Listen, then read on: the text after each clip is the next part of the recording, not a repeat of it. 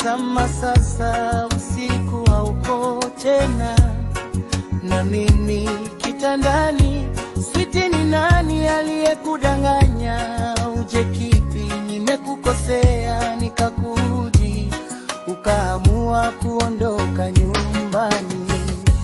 Gari umenifanya kutwa nikuwaze, usiku kucha silali, sina hamu ya kula. Switi, nakonda mwili, nazomewa barabarani. Switi, kwa nini unanitesa? Umeniachia watoto Switi, Miriamu na Musa bado wadogo. Switi, nikiwa kazini hakuna mtu wa kuwahudumia, wanashinda njaa. Mama yao haupo tena nyumbani, umesepa. Tafadhali nakuomba rudi Switi, mimi nakupenda sana, nakuhitaji Switi, my wife. Lipi tatizo wife? Matilio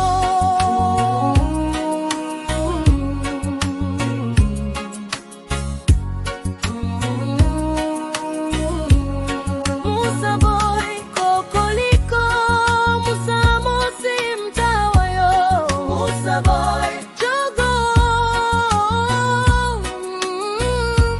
Basi nyamaza mke wangu, kulia kwako sasa kwenye simu kunanijulisha kwamba nilikukosea sana, ndo maana ukaondoka nyumbani.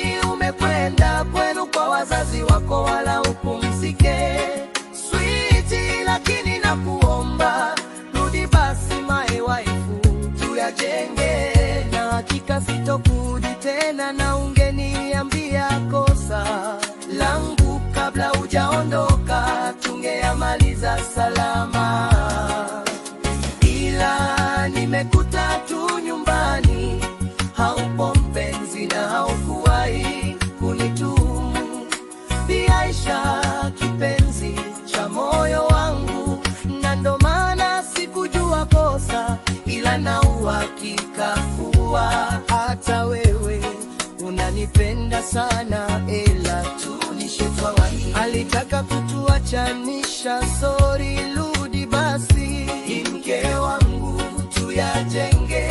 Hakika na kuahidi nitakuelewa mke wangu. My wife, usiyasikilize maneno ya watu, kwa kuwa watu sio wema. Unaocheka nao ndio wanaokuombea mabaya, ndio wenye usuda.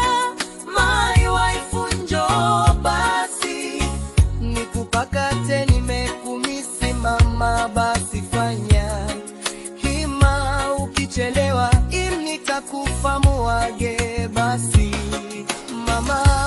Mambie mume wangu ananipenda sana,